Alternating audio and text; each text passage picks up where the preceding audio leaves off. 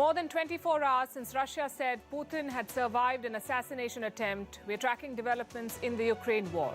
As feared, the fighting has intensified. Explosions rocked multiple Ukrainian cities. A Russian oil refinery is on fire. Russia has launched a terror investigation into the drone attack and is now blaming America for plotting this. Tonight, we'll bring you the latest developments and the analysis. Also tracking the big story in India. The foreign ministers of SCO member countries are meeting in Goa. Leaders from Russia and China are here. So is Pakistan's Bilawal Bhutto Zardari, the first visit by a Pakistani foreign minister to India in more than a decade. We'll tell you what to expect. In the UK, the government is worried about protests during the King's coronation. So they've passed a law in record speed, an anti-protest law. Whatever happened to democracy and dialogue, we ask. And in the US, cases of child labor are on the rise, and governments are making it easier for companies to employ children for lower wages. Details coming up, the headlines first. Sudan's truce in tatters as fighting rages on. The latest ceasefire expired at midnight on Wednesday. More than 500 people have been killed and nearly 5,000 injured in the weeks-long violence. The Arab League will hold an emergency meeting on Sudan on Sunday. US and the World Food Programme halt food aid to Ethiopia's Tigray. They say goods supplied to the war-torn region are being sold in local markets. There has been no major violence in the region after a peace deal was signed last November. Japan and South Korea try to reboot their relationship. Prime Minister Kishida will visit Seoul this weekend, the first such visit by a Japanese leader in more than a decade. The two countries seek to bury historical mistrust to counter North Korea. Amid a tug-of-war for global power and influence, the US will allow Chinese airlines to expand flights in a rare thaw. They can soon increase US passenger services to 12 weekly round trips. Big oil raking in record profit. Shell reports a $9.6 billion first quarter profit. This is higher than expected despite a slide in energy prices. Earlier this week, BP too recorded a nearly $5 billion first quarter profit. And is this the beginning of the end of passwords? Google has rolled out its passkey technology designed to replace passwords. Fingerprint ID, facial ID, or phone PIN can be used for authentication. Apple and Microsoft have already started using this technology.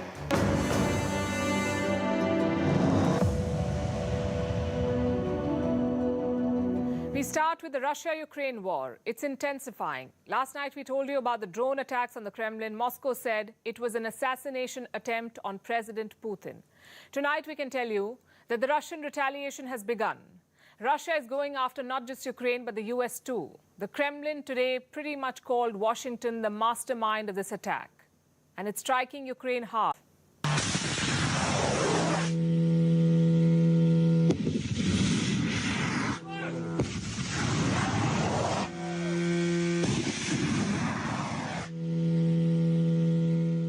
It started with a bombshell of a claim from Russia that Ukraine had ordered an assassination bid on Vladimir Putin. Ukraine, though, has denied any role. Their President Zelensky is traveling through Europe, and this is what he had to say.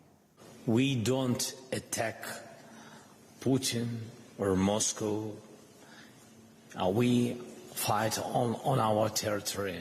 We are defending our villages and cities.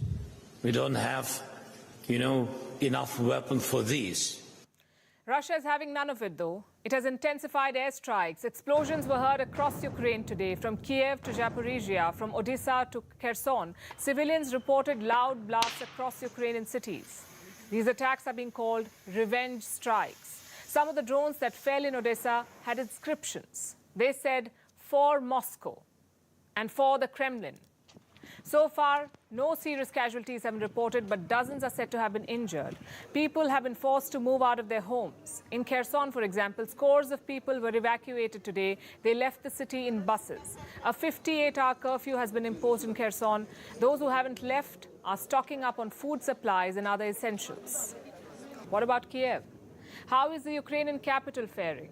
Locals are taking refuge in underground metro stations. They fear that Moscow will intensify attacks. I don't think it was Ukraine that carried out the attack. The Russians tend to attack their own territory and then blame us so that the West reacts and we turn out to be the aggressor instead of them. Anything is possible. As long as Ukraine doesn't officially confirm that this was an attack carried out by us, there can be many theories as to who did it. It isn't just Ukraine that's under attack, though. There was a drone strike in Russia, too. The target, an oil refinery in Krasnodar. This is in southern Russia. It's near a bridge that links mainland Russia with Crimea. Russian media says a drone struck this facility. Pictures from the ground show a huge blaze. Now, it's not clear what happened and who was behind it, but this is not a first. This region has seen such attacks before. Last weekend, for instance, there was another drone strike. This was at the Crimean port of Sevastopol. A Russian fuel storage facility was attacked. Moscow blamed Kiev for it. And in recent weeks and months, there have been a wave of such attacks. In some instances, drones came dangerously close to Moscow. Ukraine is believed to be behind these operations, but it's never taken responsibility for any of this. Now, Russia says there was an assassination bid on their president, and they won't take it lying low. Moscow has ordered an investigation. They've set up a committee for this. And they're calling this drone attack a terrorist act. And they're also blaming the US for it. The Kremlin says the plot to assassinate Putin was hatched in the US. These attempts to disown this, both by Kiev and by Washington, are of course absolutely ridiculous. We know very well that decisions about such actions, about such terrorist attacks, are made not in Kiev but in Washington. And Kiev does what it is told to.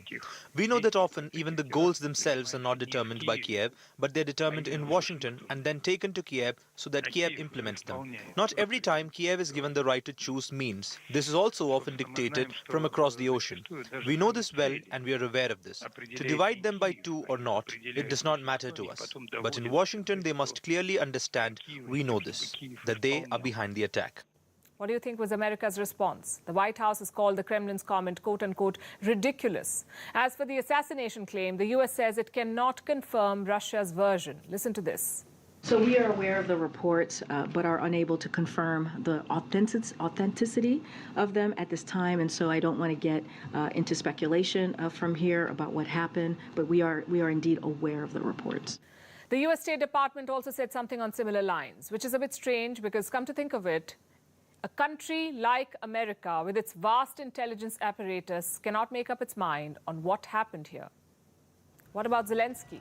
What is the Ukrainian president up to? While his citizens are under attack, Zelensky has extended his trip to Europe. Yesterday, he was in Finland. Today, he was in The Hague. He visited the International Criminal Court, the ICC, the same court that issued an arrest warrant against Vladimir Putin.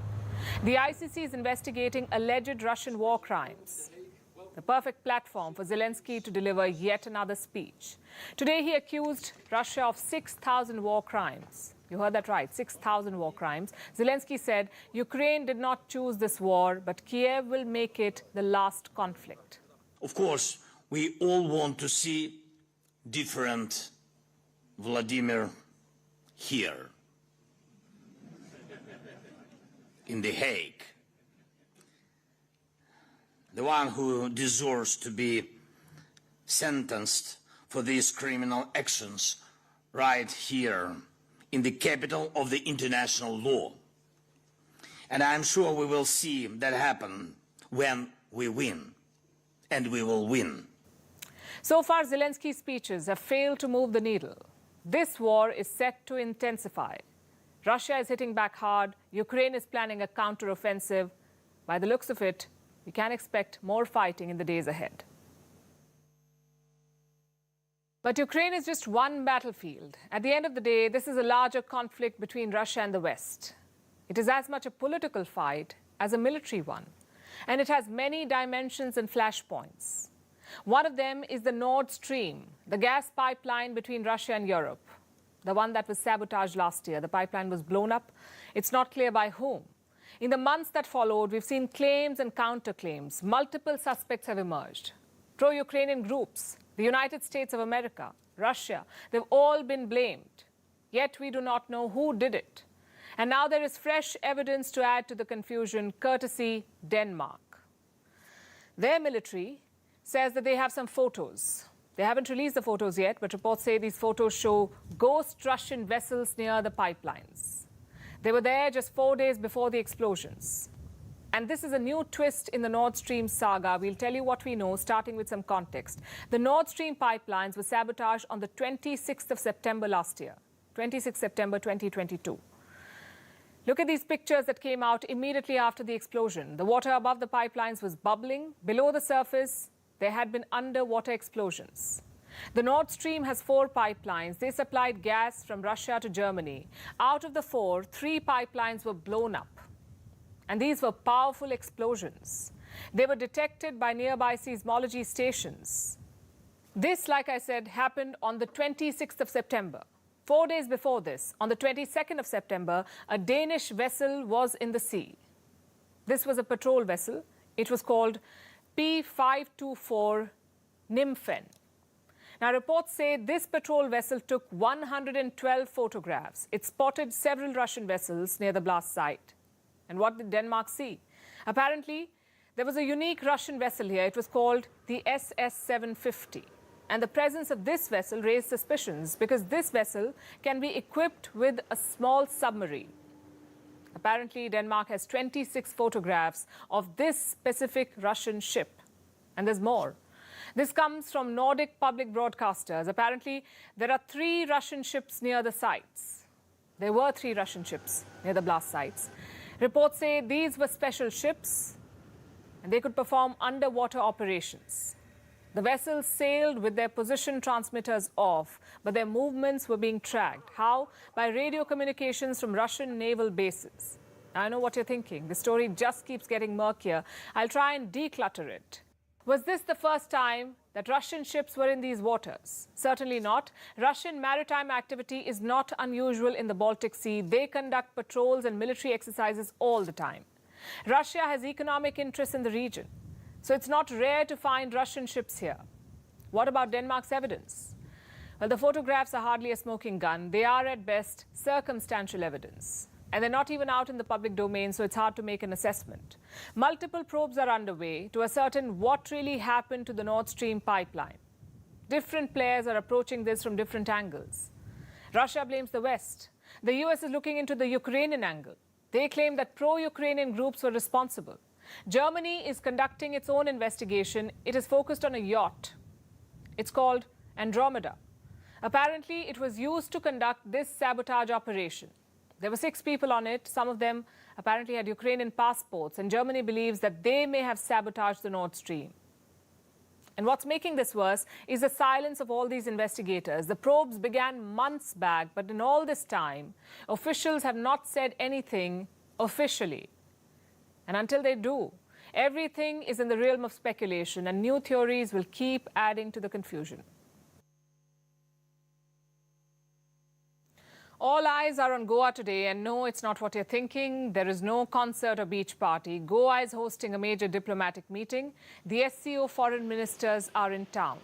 SCO is the Shanghai Cooperation Organization. New Delhi is chairing the SCO this year, so all major summits will be held in India. This one is the foreign ministers' meeting. Most of the delegates have already arrived in Goa, but there is one around whom there's a lot of interest. Bilawal Bhutto Zardari. He is the foreign minister of Pakistan. Bhutto landed in Goa around evening. He was careful to depict this visit as multilateral and not bilateral. Listen to the statement before his departure. During my visit, which is focused exclusively on the SCO, I look forward to constructive discussions with my counterparts from friendly countries. India feels the same. Foreign Minister S. Jaishankar is holding bilateral meetings with most of his counterparts in Goa. He's already met the Russian and Chinese foreign ministers, but a meeting with Bhutto is unlikely, at least a formal one. Jaishankar said last month that talks and terror cannot go hand in hand. It was a clear message of India's intent. Nonetheless, you can understand the symbolism around it. The last time a Pakistani foreign minister visited India was in 2011. It's been more than a decade. So Bhutto's visit has stirred some excitement. The Goa Summit is a 2-day event. Today was all about settling in. Minister Jaishankar also hosted a dinner for the foreign ministers. But tomorrow is business day, which brings us to the most important question. What is on the agenda? India's SCO presidency theme is secure. S for security, E for economic development, C for connectivity, U for unity, R for respecting sovereignty, and E for environmental protection. SECURE. Pretty much covers everything. But what are the key issues and deliverables? Reports say 15 proposals will be cleared by the foreign ministers. These will be forwarded to July for the main summit. That's when the heads of state, SCO heads of state and government will gather in India again. I'll list out some of the important issues. One is a national payment system, a mechanism to trade in local currencies within the SCO. It's a very ambitious project. Reports say talks are only in the initial stages. Another issue is of the expansion of the SCO. Belarus and Iran's membership will be discussed by the foreign ministers. So will observer status for Kuwait, the UAE, Myanmar and the Maldives. Speaking of Myanmar, some interesting developments there. The Chinese foreign minister made a stop in Myanmar before reaching Goa. He also met the leader of the military junta. Why is this important? Because China has always eyed influence in Myanmar. It has provided weapons for the junta, invested billions in the country's infrastructure, not to mention offered legitimacy for the regime. No other country has recognized the military rulers of Myanmar. So a meeting with the Chinese foreign minister is a big deal. But what do they get in return? A direct access to the Indian Ocean and the Bay of Bengal. And it's a strategic concern for India, one that extends to the SCO. You see, most countries in this organization are Chinese allies. Beijing sees the SCO as a tool to undermine the West, just like it sees the BRICS. And that leaves India in a pickle. New Delhi does not want to be stuck in a Chinese boys' club. At the same time, it doesn't want to lose out on opportunities presented by the SCO. This is a group that makes up around 30% of the world's GDP, 17.5% of global trade, and 42% of the global population. Plus, it could be India's window to Central Asia. So the challenge is to strike a balance, to use the SCO where it suits New Delhi. Hence the secure agenda. India has tried to push the SCO beyond just security and strategy. There is now focus on economic and cultural cooperation. And that balancing act will be challenged tomorrow. The discussions will inevitably cover Ukraine and Western sanctions. Those will be the tricky issues to navigate. We'll be tracking this summit closely. Just one more day for the coronation. The UK government is equal parts excited and worried. Excited for the new king, worried because he's not so popular. Republican groups are planning a big protest on Saturday. At least 1,000 people will hit the streets. It promises to be a PR disaster for London, and you can see why. There's a camera and a journalist on every street. If there's a protest, they will capture it. And that's what Britain is trying to avoid. How? By implementing a new anti-protest law. It was being debated for a long time, but on Wednesday, the UK government fast-tracked it. Talk about perfect timing. The coronation is on Saturday and the law gets implemented on Wednesday. But if you ask the British government, they say it's a coincidence. So what exactly does this law say? There are three things that you should know. Number one, if you block roads, airports or railways, you get 12 months in jail. That is the maximum punishment. Number two, if you cling on to buildings or people, you could get 6 months in jail, plus unlimited fine. And number three, the police can stop and frisk suspects. How do you define suspects? Well, the cops decide that. This hurried decision by the UK government reveals two things. A, they're scared of the Republicans. The Home Office has even written a letter to them. It warns against disrupting public events. And B, Britain's utter hypocrisy on public protests. The Security Minister has defended this new law. He says it won't curb demonstrations. Listen to this. Anti-monarchists would still have the liberty to protest, but they would not have the liberty to disrupt others. That's where we are drawing a difference. Well, nothing wrong with that. Protests do tend to spiral out of control. One moment, there is a peaceful sit-in. The next thing you know, your biggest highway is blocked. Stuff like that is a headache for common people. Plus, it doesn't actually solve anything. So putting reasonable restrictions on protests is not really wrong. I underline the word reasonable. But Britain was not so understanding when protests happened elsewhere. You may remember the farmer protests in India. One of the key roads near the national capital was blocked. What was Britain's response then? They decided to debate the issue in the House of Commons. British MPs criticised India's handling of the protests. The year was 2021. Now imagine the opposite happening. Imagine the Indian Parliament debating Britain's new anti-protest law, or Indian MPs defending the rights of Republican protesters. It won't happen because it's absurd, because it's none of New Delhi's business. Western countries love to lecture on freedoms and democracies, but within their borders, they love cracking down. Remember these pictures from Canada? They're from last year's anti-vax protests. Justin Trudeau's cops were on a rampage. They used tear gas and batons to disperse the protesters. Now, we don't agree with their cause, but we have to ask, what happened to Trudeau? In 2021, he advised India to use democracy and dialogue. The very next year, he forgot both. Same with France right now. The pension protests are never ending. There is violence and destruction on the streets of Paris. But how many times has President Macron met the protesters? Did he prefer talks? Or did he bulldoze the law through parliament? He did the latter. Macron stuck to his reform. He's even targeting journalists who took part in the protest. Last month, a French publisher was arrested in London. He was held on charges of terrorism. His crime? Taking part in the pension protests. It tells you a lot about Western double standards. And we're not saying that their restrictions are wrong. Blocking roads is indeed a public hassle. So is destroying property or peddling vaccine hesitancy. We are saying measure every country by the same yardsticks. If blocking roads in Britain is not okay, why is it okay in New Delhi or Colombo or Bangkok? Anti-monarchy protests have really exposed Britain's insecurity. For all the talk of royal solidity, they're scared. Scared about 1,000-odd protesters on Coronation Day. Now, I've seen governments defend new laws and reforms against public backlash. It happens all the time in democracy. But in London, the government is defending the past, something they did not start, and something they have no plans to end. Now, for our next story, let's make a list.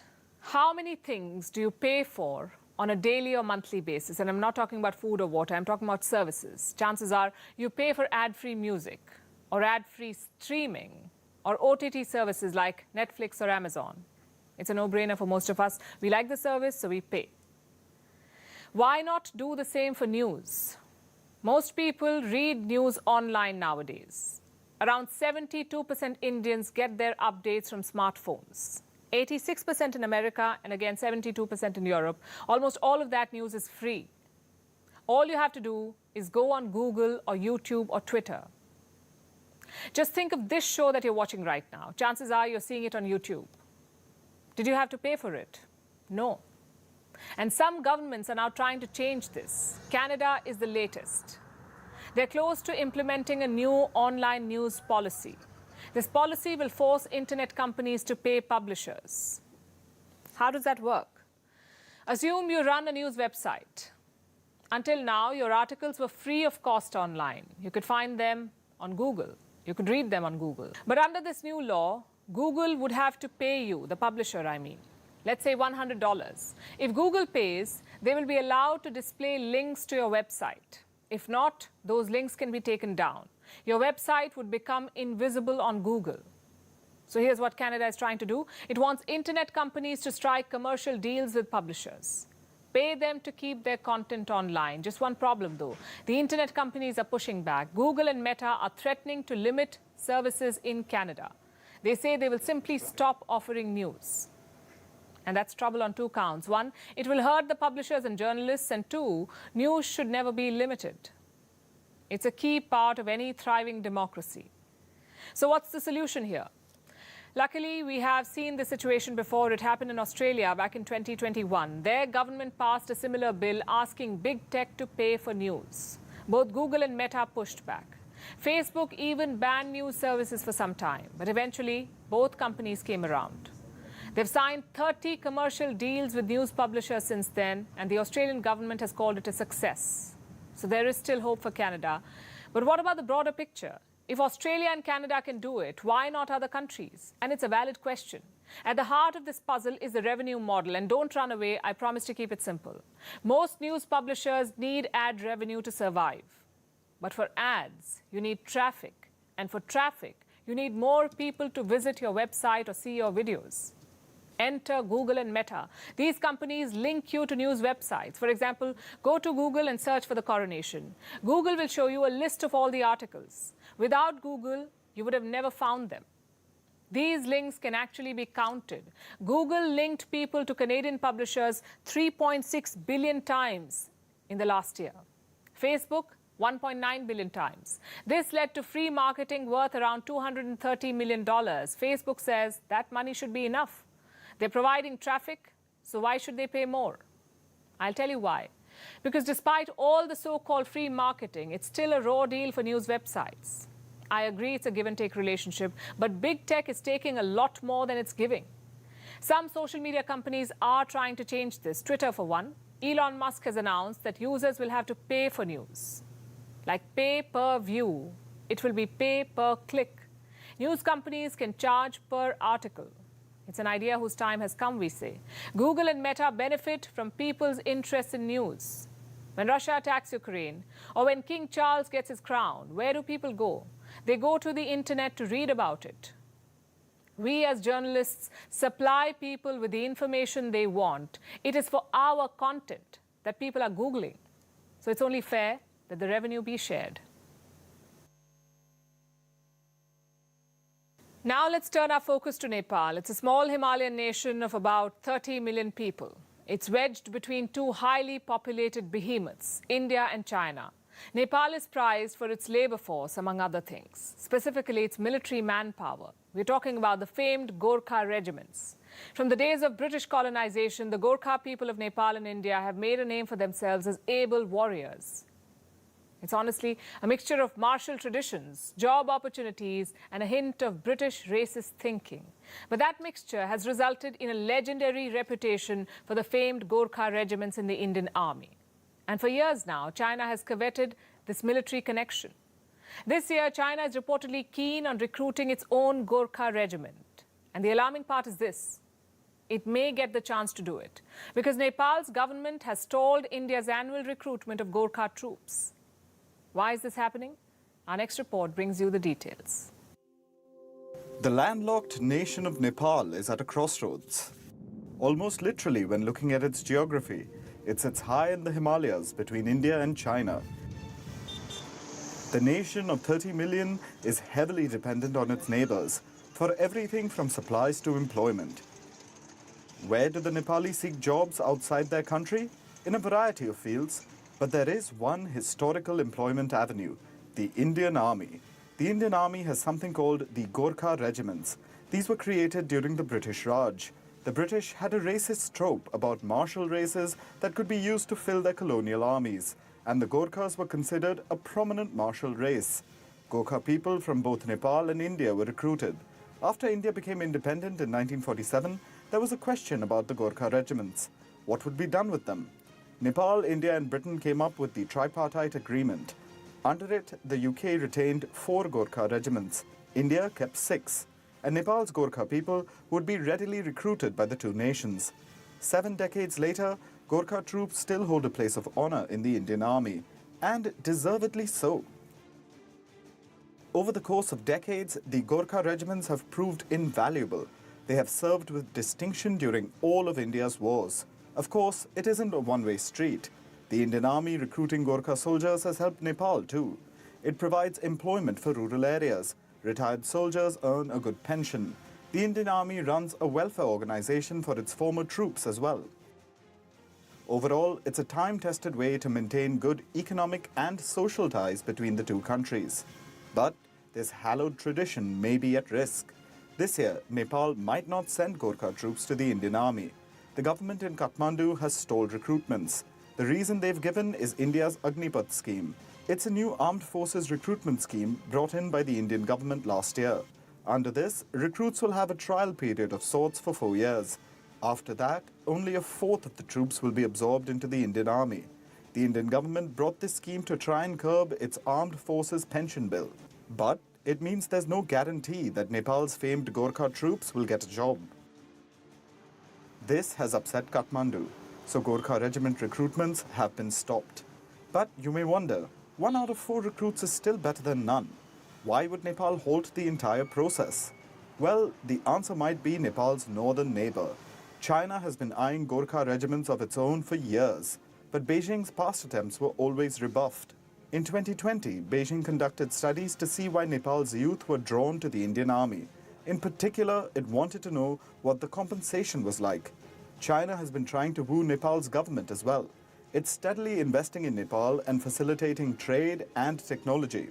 And now, with the Agnipath spat, China's time may finally have come. The entire scenario may end with Beijing finally getting its own Gorkha troops. And that would be a blow to India-Nepal ties. It would be a great shame for Indian and Nepali Gorkha regiments to one day face off against each other. Now imagine a child, barely 10 years old, sweeping the floor at a restaurant, toiling away in the dead of night. What image comes to your mind? Or rather, where do you picture this happening? In the United States of America? Because that's where this report comes from. Two 10-year-olds were found working in a McDonald's franchise. 10-year-olds were found cleaning the store, operating cash registers and serving food, sometimes as late as 2 a.m. It's the latest child labor abuse scandal coming out of America. A few days back, we told you how American states are loosening child labor laws. They're making it easier for companies to employ children and pay them less. And incidents like this are the reason why. U.S. companies are increasingly violating child labor laws, and state governments are making it easier for them to do so. They're trying to protect companies from child labor fines. This story about the 10-year-olds comes from the state of Kentucky. A McDonald's franchisee there was found violating a host of child labor laws, and they weren't the only ones. More than 300 children were being exploited by just 3 firms here. All of them were McDonald's franchisees. They let minors operate machinery prohibited for children. They had them work beyond permissible hours, sometimes even during school hours. This violates all American federal laws about employing children. The laws clearly state that work must be permitted outside of school hours. Work must be performed, rather, outside of school hours. And children cannot work more than 3 hours on a school day. They cannot work more than 18 hours in total during a school week.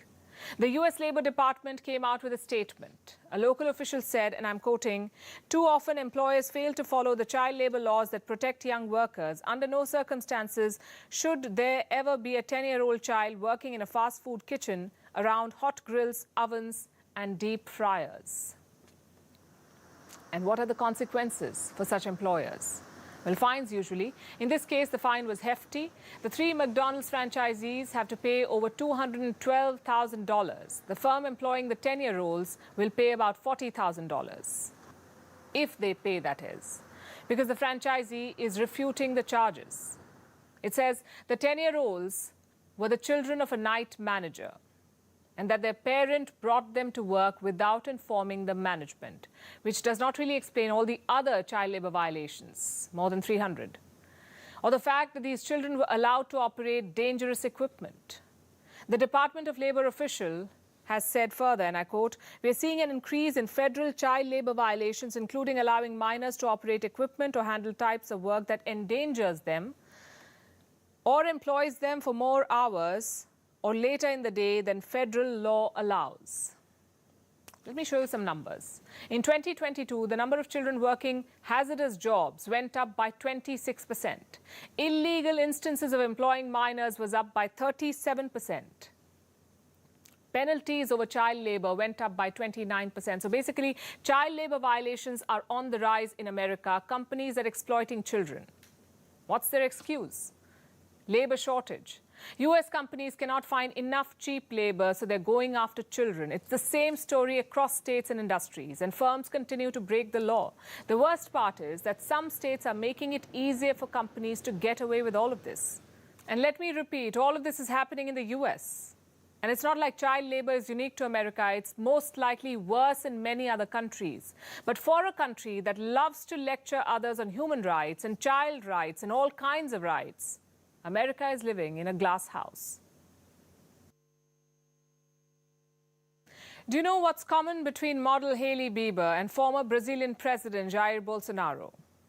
No, I'm not talking about their love for slick hair. I'm referring to their connection with controversy. It's like soap operas with a flavor of hypocrisy, and sometimes it's plain hilarious. For the sake of this story, let's just focus on Bolsonaro. His home has been raided, his cell phone has been seized, and his aides have been arrested. Because while he says he never got vaccinated, his documents say otherwise. Now, Bolsonaro is a long-time anti-vaxxer. So did he forge his documents? And if he did, he won't be the first politician to have done it. It's just that his timing is bad. Our next story tells you why. Jair Bolsonaro is the former president of Brazil. He is in trouble again because he's being investigated again. And this time, he's being accused of deceiving America. Horror of horrors. What are we talking about? Let's spill the tea. But buckle up, it's quite the roller coaster. When the pandemic was at its peak, the US had a bunch of travel restrictions. One of them included being vaccinated against the Wuhan virus.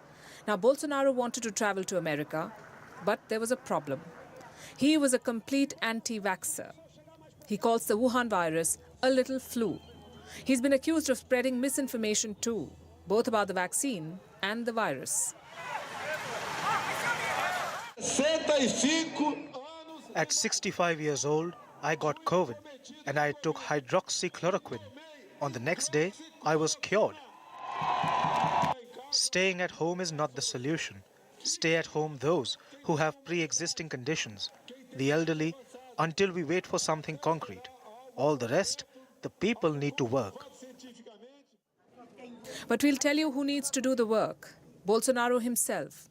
Because looking at the kind of information he's spreading, he clearly has some reading to do. But that aside, let's cut to this week.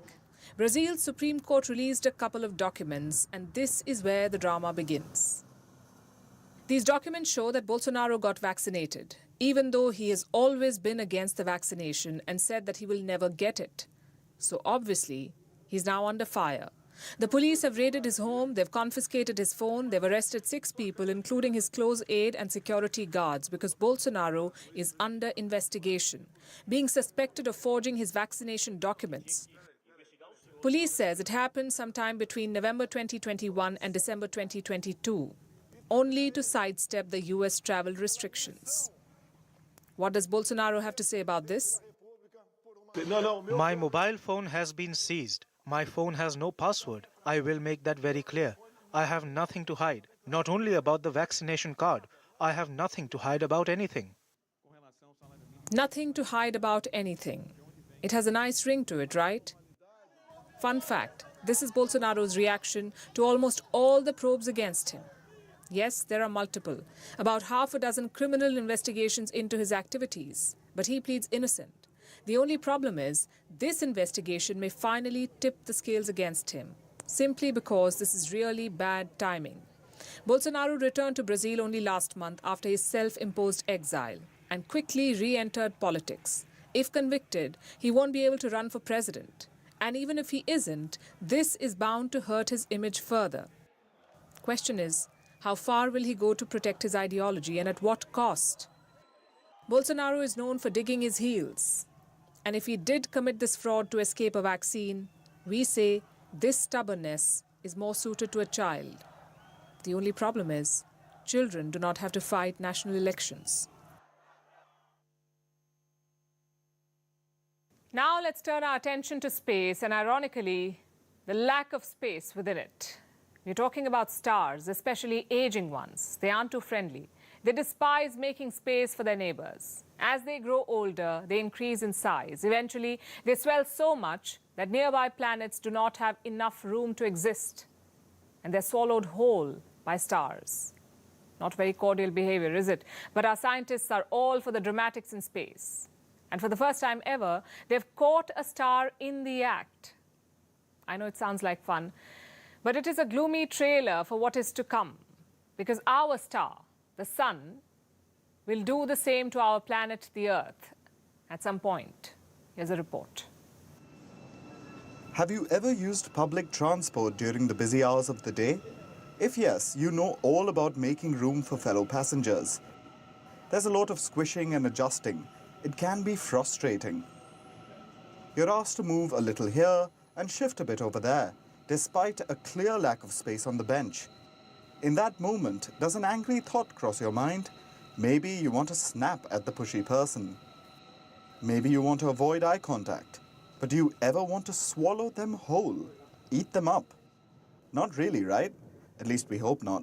Because on this planet, we treat each other with respect. Or let's just say that we try.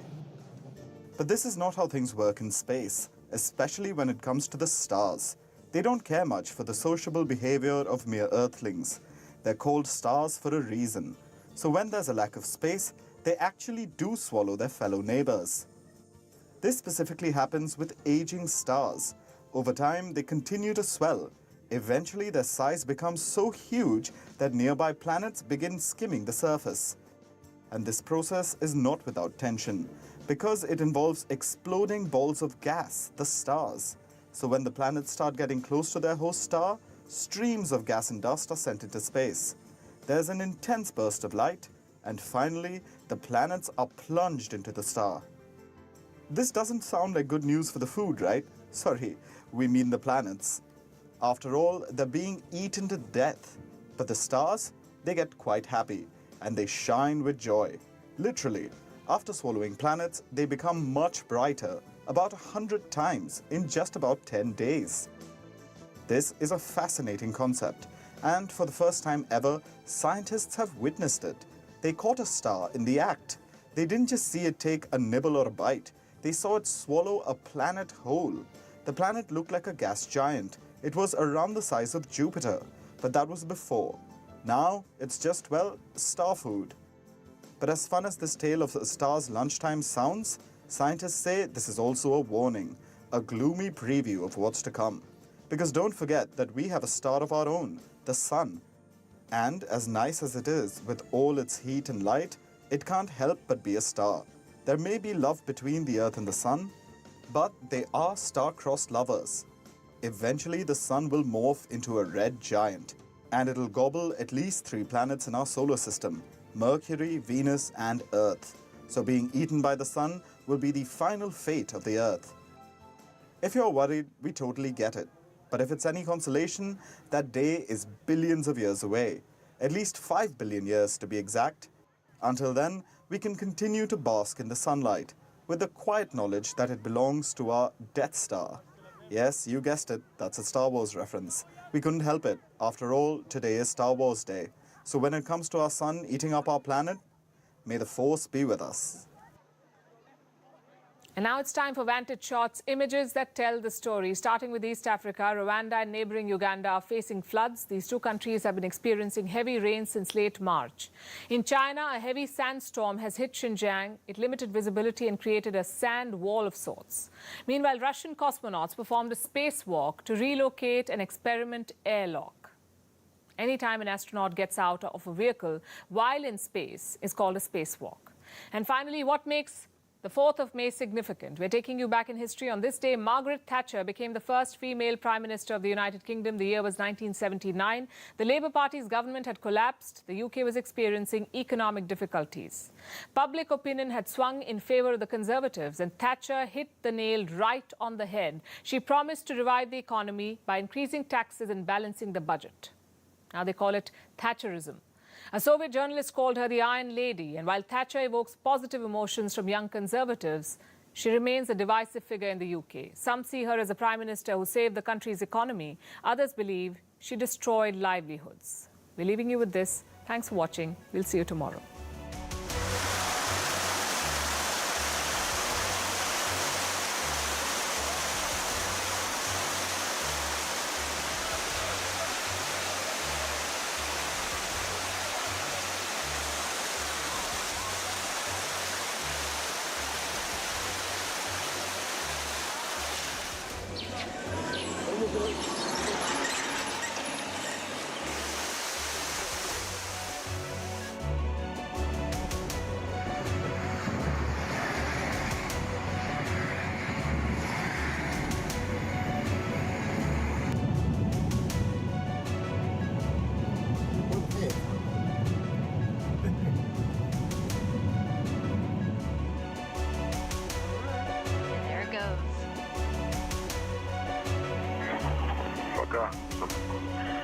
All right, bye-bye. Just flies beautifully.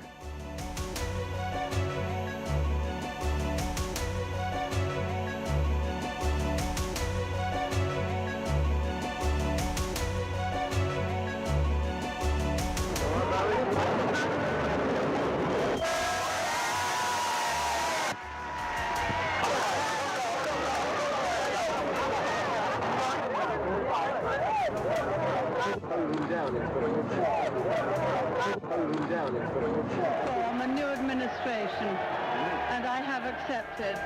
It is, of course, the greatest honor that can come to any citizen in a democracy.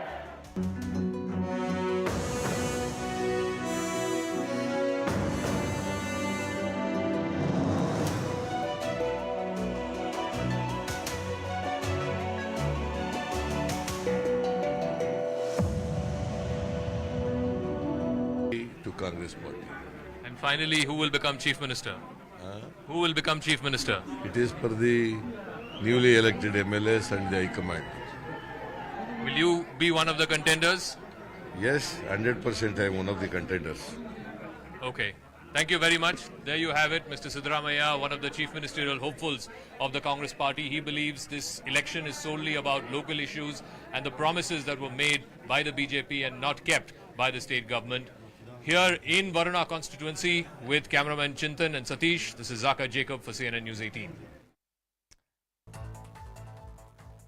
So we have with us the Congress party's chief ministerial contender, the former chief minister, Mr. Siddaramaiah. He's had a hectic day of campaigning in his constituency, Varuna. You've had thousands of people in the roadshow that you've just had. What gives you confidence that Congress party will come back to power on its own in Karnataka? I am 100% confident that Congress party would come back to power with comfortable majority. This time,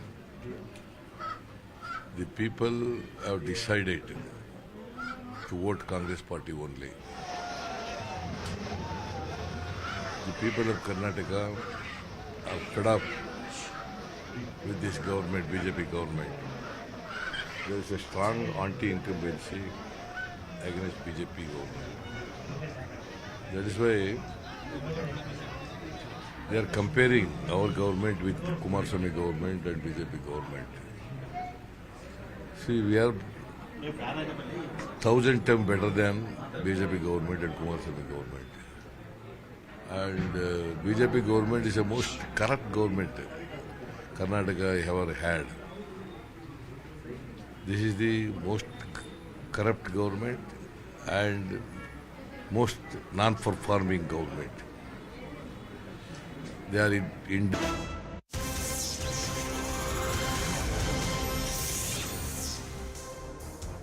Hello and welcome to the late night edition with me, Ayushman Singh Jamwal. Our top story, Manipur continues to be on the edge, ladies and gentlemen. Tensions continue after clashes broke out when hundreds protested against the demand of the non-tribal Meiteis for scheduled tribe status. Internet services have been suspended after arson and mob violence erupted on Wednesday. Chief Minister N. Biren Singh has appealed for peace and harmony. Central Armed Police Forces, Army and the Assam Rifles have been deployed in the state to maintain peace. They have been given shoot-on-sight orders. Now, Home Minister Amit Shah spoke to the Chief Ministers of Manipur, Assam, Meghalaya and Mizoram to take stock of the situation. 8 to 10 more companies of the CRPF and even the BSF could be sent in tomorrow.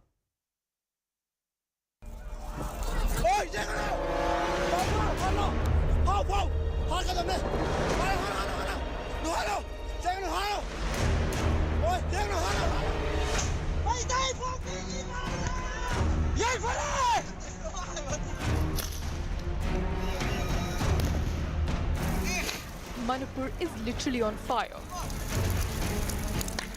Homes have been set ablaze.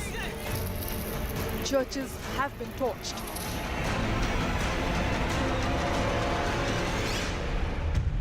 Violent clashes have erupted. It all boils down to tribals versus non-tribals in Manipur. Tension began after the High Court directed the state government to consider the request of the Meitei community to be included in the scheduled tribes list. It's been an issue that the Manipur government has been dragging on its feet for 10 years.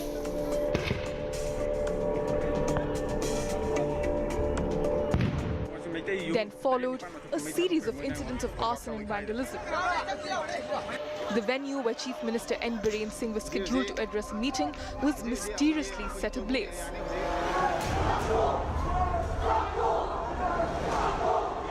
But things reached a tipping point when the All Tribal Student Union Manipur carried out a tribal solidarity march to protest against the non-tribal Meitei community's demands for scheduled tribe status.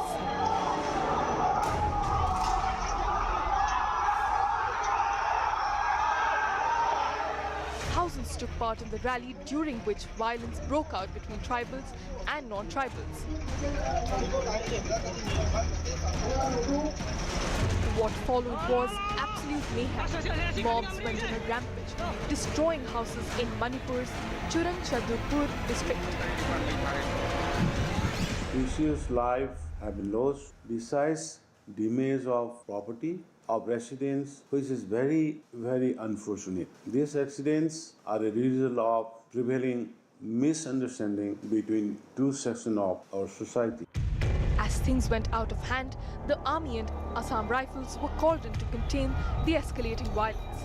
Nearly 4,000 villagers were taken to shelters in army-run and state government-owned premises. A flag march was held by the army and the Assam Rifles to keep the situation under control.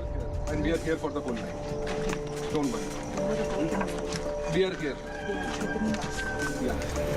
Curfew has been imposed in 8 districts of Manipur and mobile internet services suspended in the entire northeastern state.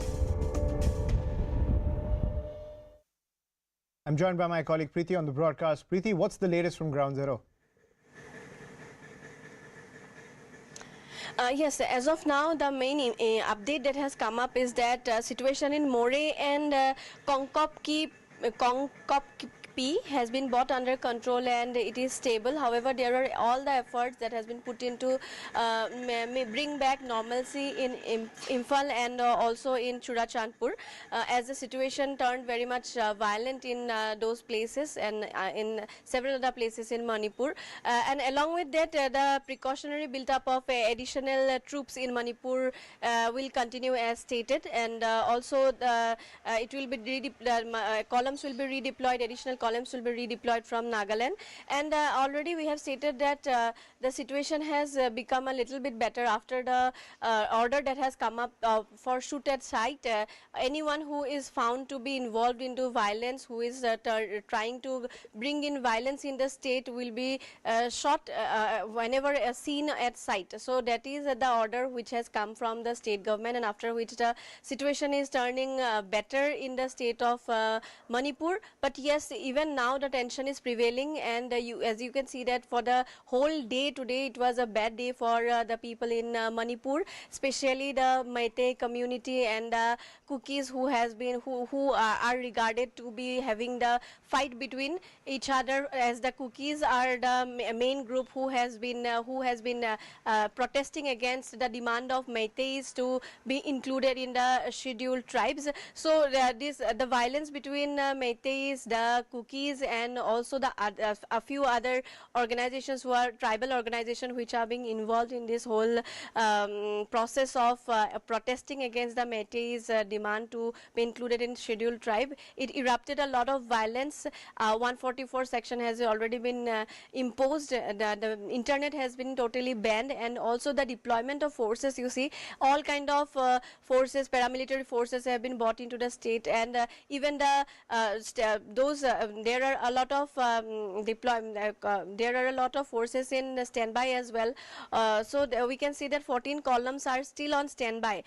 55 columns are already operating. So they are putting all of their efforts to stop the violence that has been happening in the state of Manipur. But yes, the tension is still prevailing, because a lot of people have been rescued from the places where they were regarded not to be very safe, as there are violence erupted. There are reports outbursts of violence that has erupted from the places where Meitei population is more. So they have been rescued. Over 10,000 people have been rescued, and they have been rehabilitated to other place in a safer place, as stated by the forces. Right. And also along with that, curfew is there. So the situation is better, but definitely a lot of tension is still prevailing. Right, Preeti, and you're also pointing out that the situation is better than yesterday, but we're also learning that a lot of people are leaving their homes. There seems to be an exodus from Manipur. Is that still continuing?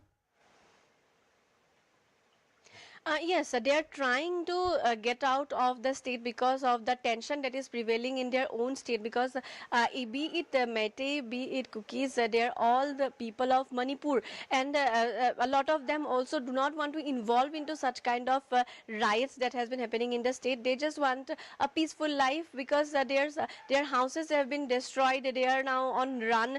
They have been rehabilitated to some other place. They had to leave their own home. So now they are trying to leave Manipur to some better place where they can be safer, but even that is not safe, as in the highways also there are a lot of vandalism that has happened. Public property, vehicles has been destroyed, it has been burnt up. So they are in a lot of tension. A lot of people, I have already stated that over 10,000 people have been rehabilitated. So 10,000 people in the state of Manipur are away from their homes, and definitely they are in fear. They are trying to leave the state of Manipur, but that is also not very much safe, because most of the people are Meitei, and they cannot even show their I-cards while on their way to their airport, because once they show their I-card, they are on target. So a lot of things are on run. They are afraid, they are very much frightened. But yes, they are trying, if they can leave the state of Manipur and go to a safer place, a neighboring state maybe like Assam, like it might be Mizoram. So they are trying to, but yes, even for that also the situations are not right. Right, so that is also the situation that the government has to contend with, that many people are leaving their homes and leaving the state. We're getting a reaction coming in from Meghalaya Chief Minister Conrad Sangma. Let's listen in. We are monitoring the situation closely. We are in touch with the students of the different institutes. We are also making arrangements as a state government to try and evacuate our students at the earliest from there, so that they can come back safely. We are making arrangements in terms of different transportation, especially air transportation, so that we can safely and quickly bring back our students back to our state. Right, Preeti continues to be with us on the broadcast. So Preeti, as Meghalaya Chief Minister Conrad Sangma also pointing out that the neighbouring states are also very concerned when it comes to their population inside Manipur. We've also got that news that Amit Shah has spoken to the Chief Minister of the 4 states to come up with an action plan to kind of reduce the tensions on the streets of Manipur, and more companies of the CRPF as well as the BSF could be deployed. About 8 to 10 companies could be deployed tomorrow. Now, take us through the genesis of this entire protest which started. Take us through the political dynamics that have led to such an escalation of tensions on the ground in Manipur. See, this demand of the Meitei community to be included into scheduled tribe, this has been continuing since last 10 years now, and it was time and again coming out, but such kind of mass protest was not seen. But after the High Court ordered the government to complete the process within 4 weeks and include the Meiteis into scheduled tribe, the protest started. But again, this is not what just we see on the surface. This is not what is happening between just 2 communities, or it is not between tribals or non-tribals. It is not just what we can see on surface. There are certain disagreements that certain tribes have with the incumbent government as well, and for